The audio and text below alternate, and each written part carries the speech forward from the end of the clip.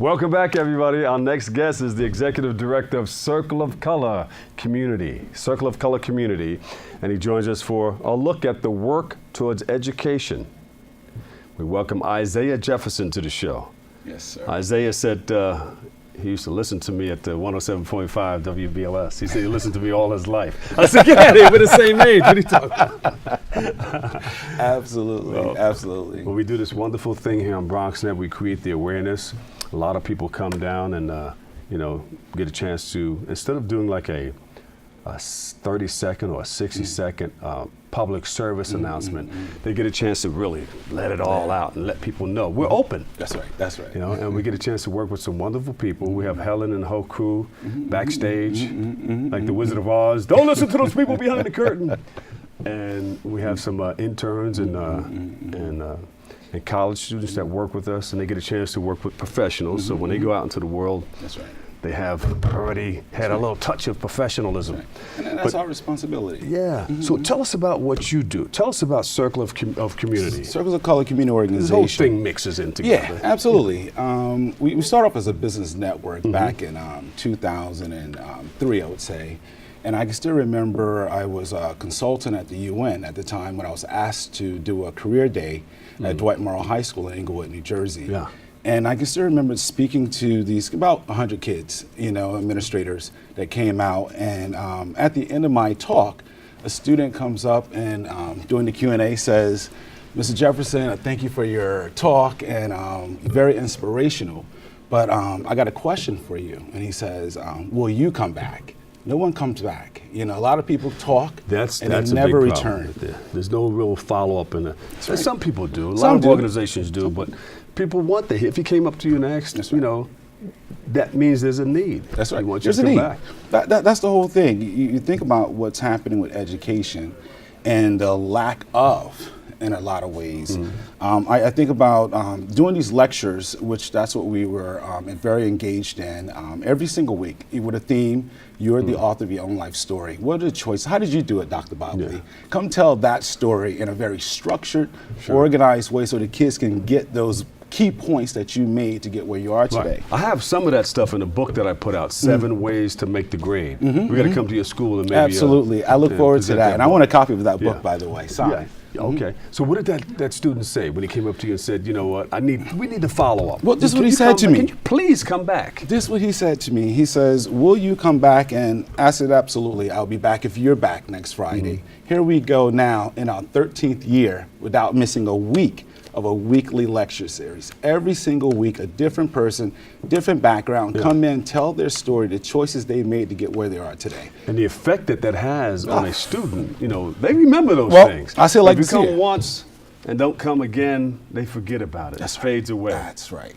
Sometimes they'll remember it, but if you have that follow-up. Well, so they're letting me know some of the results you asked that have come out of this here. 7 valedictorians that have come through this program. 2008, I was doing another lecture, and a student stands up to me and he says, at the end of the lecture, I brought in a guy from Washington, D.C., who was a toy maker, and he says, "Mr. Jefferson, you talked a lot about jobs, and your speaker, great, talk on jobs. Can I tell you about what the word job means to me?" He says, "Both of my parents have jobs," and you talk about one of his friends having a job. He says, "J-O-B means just over broke." Oh, Can you teach me how to start a business? Yes. That's what he said in front. And if you ever work with kids, you say one thing, it's like a tsunami that goes across the room. And all of these kids are saying, "Teach me how to start a company." This is in 2008. Wow. Here we go now, 2012. We get some support from some friends. We put together our very first business program called the Entrepreneurial Educational Out of School Time Program. I like it. That teaches kids the backstory. See, for the last 10, 20 years, we've said to kids, go get a skill in a trade. They listen to us. Now, those same kids are packing groceries in the grocery stores. I see some of your kids there. Absolutely. So now, it's our turn. Any success stories from the kids that Absolutely. have come up to you? One of our students, I'm thinking about Dennis Taylor, who's just an incredible young man. Didn't speak much, but you know something, he was a phenomenal artist, phenomenal writer, and he just approached me recently. Left-handed. And, hey, I think so, come to think about it. But either way, he was determined, and that was important. He was determined to do something. He was I just say that because he's right-brained, so he's mostly autistic. If he was left-handed, but my thing is for our children is them understanding the society in which they live in. Most of us don't understand. We live in a structured society. This is business with your community responsibility. The Circles of Color community organization is saying, I'm not asking anyone to do something I can do. That's what's important. Education for us, we've stepped away from it for the last 50 years, and now we're the biggest complainers of education. The charter school movement, which started for us in 2012, 2013, gave us the opportunity to say, you know something, I can get involved. I can do this. I don't have to complain about what someone else is not doing. I can do it. And now here we go today. We have the Universal Business Academy Charter School in Englewood, New Jersey. Well, it's not open. We just got first phase approval by the state of New Jersey to open in Englewood. But this here is a concept that is business-based. We're going to teach our children how to start companies. Main Street USA has a responsibility to every community it touches. We don't understand it. If we do understand it, we have not applied it. And what we're going to do is teach our kids an applied education. This is a nonprofit. Absolutely. How are you funded? Well, support. We get support from the community. Companies. Yes, absolutely. Corporations get involved. I'm very, very honored to put a partnership with Microsoft together. We got some affiliates at KPMG that helped us out as well. And the thing is, it's been very, very grassroots. People just saying, something, I believe in what you're doing enough to say I'm willing to put my support behind it. And that's beautiful. I'm very, very honored to be in this situation. For a long time, I was visiting schools throughout the tri-state area, trying to teach kids to stay in school and be on time and get a good education. The parents were involved, the community was involved. Of course, Percy Sutton, who backed it. He thought it was a wonderful program, so as Hal Jackson and Frankie Crockett did. And well, I believed in the public school system, and these other things started popping up, private and parochial. Parochial was there, but then the charter school system came in. I said, no, we got to put more emphasis on the public school system. But it's so easy. There's some great charter schools out there today. Understand what took place coming out of the 60s. Most of us don't understand, once the civil rights was in place, you had people making decisions about education instantly, except for a group of people. We were just limited to what was there, what was local to us. Education is personal. We're supposed to take responsibility. How many times you've heard it? It starts at home.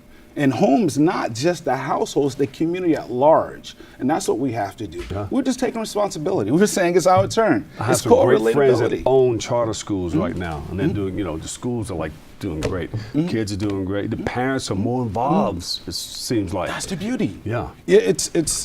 It's a responsibility. That's what I love about the charter school movement. There's a responsibility to the parent to get involved, which they should have in the public school as well.